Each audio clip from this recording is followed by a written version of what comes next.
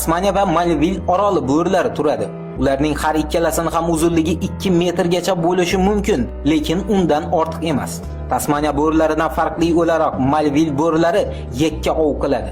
Bu albatta bo'rilar tabiatida juda kam uchraydigan holat, ammo haqiqatdan shunday. Alyaska, Kanada va Rossiya o'rmonlari yer yuzidagi eng yirtqich bo'rilarni o'z bag'rida saqlaydi. Ularni Qizil kitobga kirish arafasidagi jonivorlar bo'lishiga qaramay, ushbu o'rmonlarda ham bo'rilarni ovlovchi, ko'zi o'tkir ovchilar ko'plab topiladi.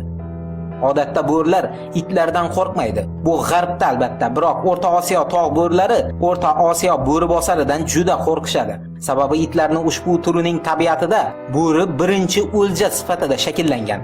O'rta Osiyo bo'ri bosari bo'rini ko'rdi deguncha o'zini agar ular to'da bo'lsa ham bo'rilar tomon otadi.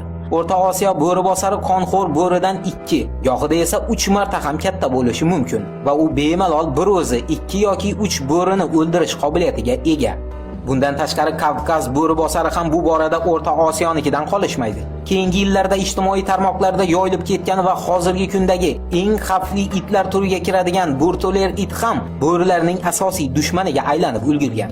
Tashqaridan kichkina ko'rinadigan bu itlar bo'rini o'ldiribgina qolmay, uni go'shtini yeyish ham mumkin ekan.